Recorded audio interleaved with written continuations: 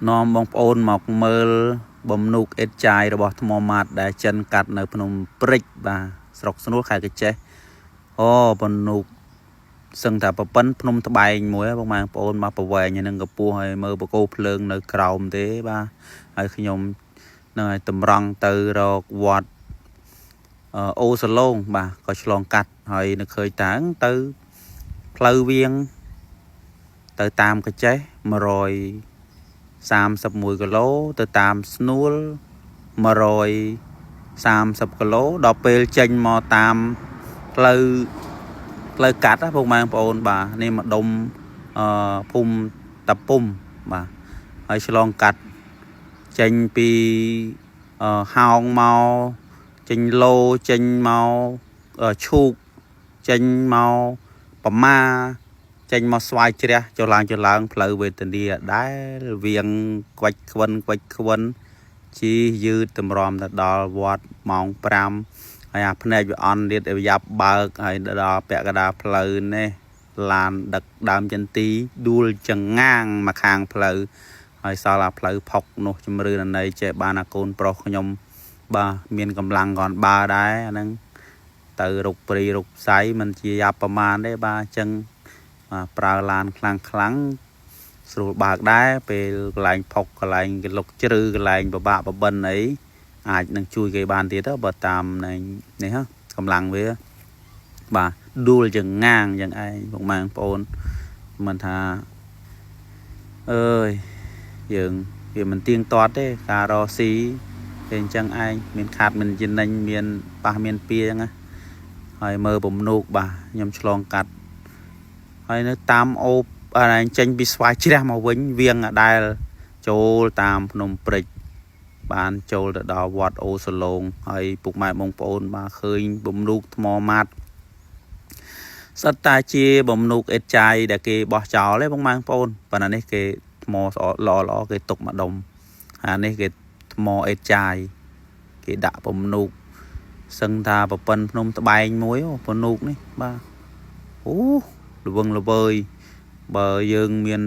អាnàyនេះបើមានលទ្ធភាពទិញគេយកមកចិត្តធ្វើផ្ទះធ្វើប្រាសាទក៏បានដែរនូកក៏មើលឡើងស្កេស្កាសវិញនឹងមិនដឹងចិនគេកើបលុយពីយើងនឹងប្រមាណ100លានទេដែលគេចំណេញបាទចំណេញពីយើងយកទៅដាក់កប៉ាល់គេហ្នឹងហើយយើងបានត្រឹមណាមកសម្លឹងចំណេញដែរបើចំណេញបានជាបរិវត្តរស់នៅនឹងមកស៊ីឈ្នួលកាត់ឲ្យគេអញ្ចឹងទៅខ្លះក៏គ្រោះថ្នាក់ដួលសកិនលើបាក់ចកេះខ្លះស្លាប់មានបាក់ជើងបាក់ដៃមកឲ្យខ្ញុំមើលព្រាតដែរហ្នឹងបាទពីភ្នំព្រិចពីស្នួលពីអីមកហ្នឹងច្រើនគ្រោះថ្នាក់ដែរ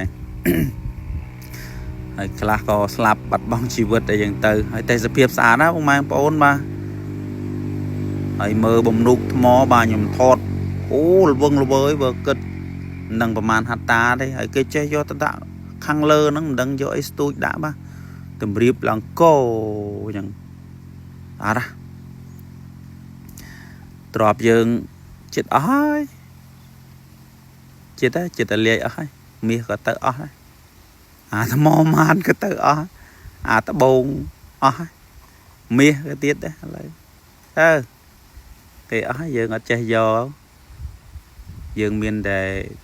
ទ្របតែអត់ចេះយកទ្របនឹងមកចឹងមិនថាចំណេះវិជ្ជាសំខាន់ណាពុកម៉ែបងប្អូនមកចំណេះនេះមានធនធានមនុស្សអាចយកមកធ្វើអ្វីបានទាំងអស់បើមនុស្សរស់ដោយគ្មានចំណេះគេហៅថាចប់ហើយចឹងមិនថាអ្នករកស៊ីនឹងចំណេះទ្របតិចបង្កើនឲ្យទៅជាទ្របហូរហៀច្រើនបាន